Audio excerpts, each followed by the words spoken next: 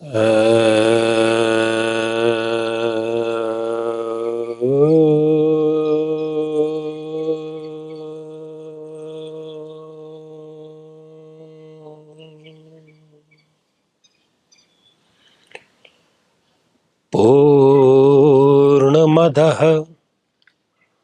पूर्णमिदं पूर्णात् पूर्णमुदच्यते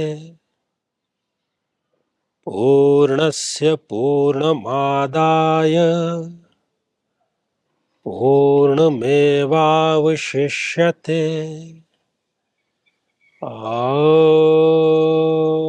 शान्तिः शान्तिः शान्तिः।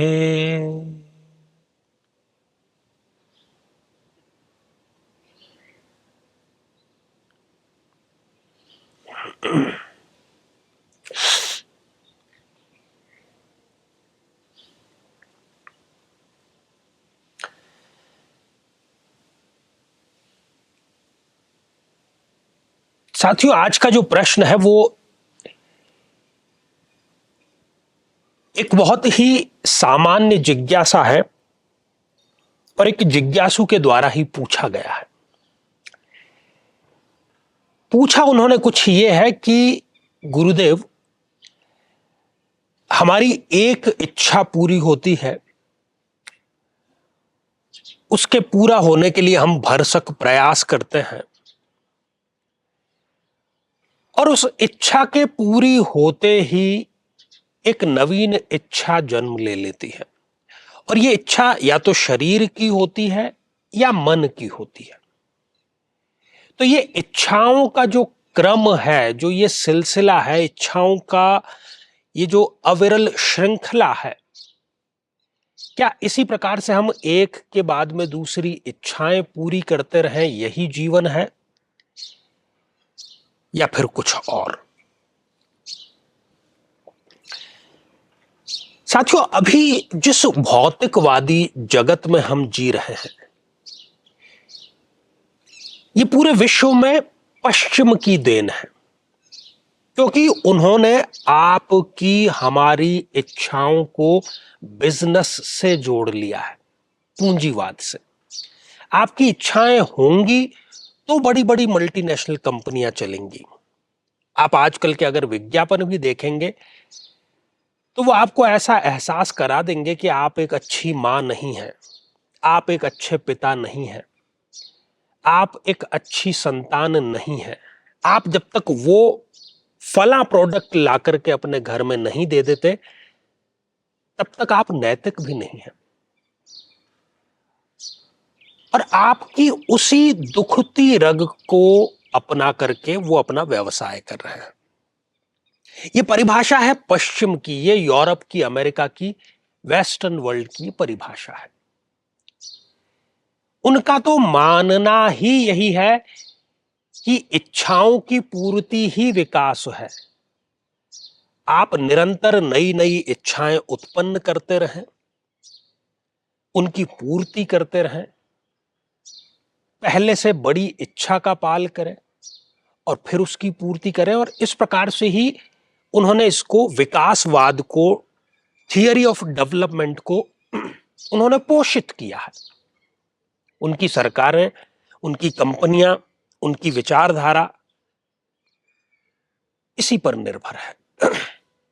पर प्रश्न मूल वो का वही है कि क्या ये ठीक बात है, क्या ये सत्य बात है? तो ये कदापि सत्य बात हो नहीं सकती, क्योंकि ये शरीर के छिछले स्तर की बात है, ये मन की कल्पनाओं की बात है। तो फिर सही बात क्या है, सही तरीका क्या है जीवन जीने का?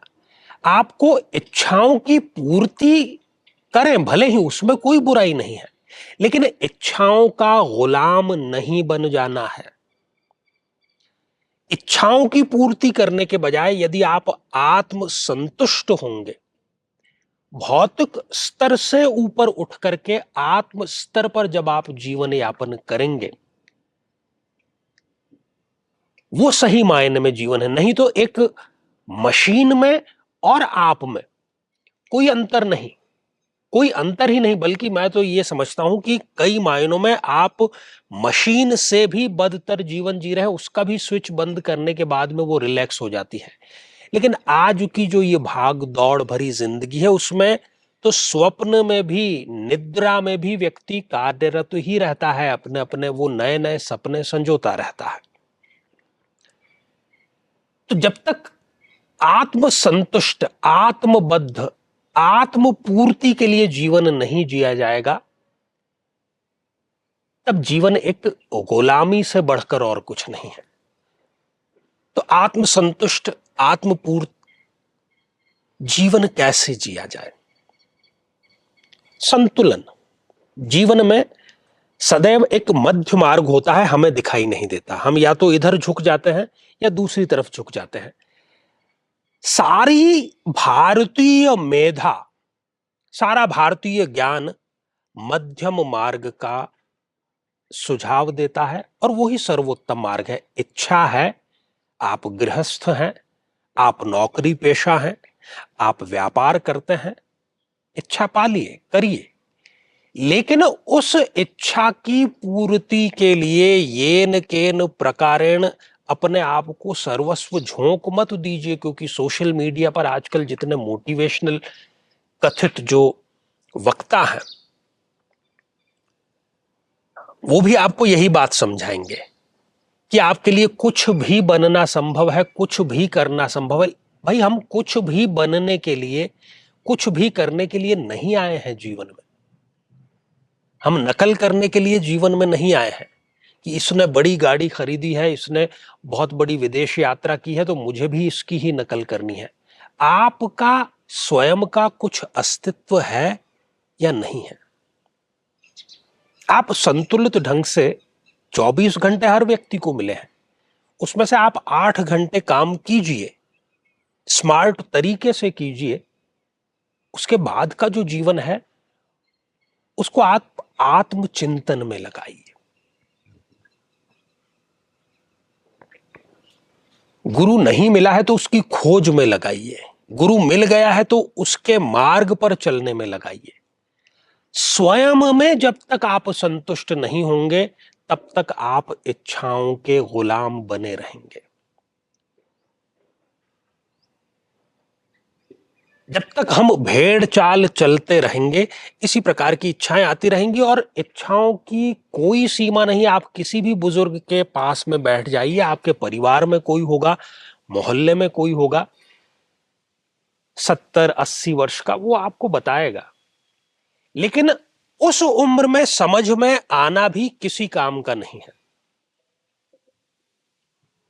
अब पछताए तो होत क्या, जब चिड़िया चुग गई खेत, आछे दिन पाछे गए, प्रभु से किया ना हेत। गुरु दीक्षा के माध्यम से, सतत चिंतन के माध्यम से, स्वयं में भीतर झांकने के माध्यम से, इंद्रिय निग्रह के माध्यम से, गुरुत्व की शरण से ही परम गति प्राप्त हो सकती है। 84 लाख योनियों में भटकने के बाद कहीं जाकर ये मानव शरीर मिला है, और जिसे हम भोग, वासनाओं और विलास में व्यर्थ दमा रहे हैं, जिसका सुनिश्चित परिणाम दुख और पछतावा है ही। जब तक जीवन है, सुख और दुख का ये क्रम तो चलता ही रहेगा, लेकिन गुरुदेव के आशीर्वाद से आप सदैव आनंदित, हर्षित और प्रसन्न बने रह सकते हैं। ये एक पुनर्जीवन के समान है। परम पूज्य गुरुदेव आचार्य चंद्रकांत जी से गुरु दीक्षा प्राप्त कर अपने जीवन को सार्थक बनाएं, ताकि आपको अलौकिक, पारलौकिक और सांसारिक सभी सुखों की प्राप्ति हो सके।